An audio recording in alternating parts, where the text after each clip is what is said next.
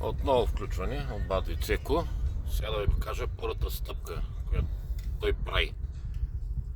Сега трябва да издаваме и камиона. Обаче, тук карат прасетата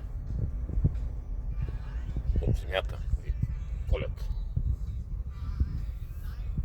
Тук ми е автомивката. Тук ще ми е втората стъпка. Обаче първата стъпка е тук. Танк пол контину. Трябва да фолирам резервуарите. Това ми е първата стъпка. Е станцията. Да фолирам камиона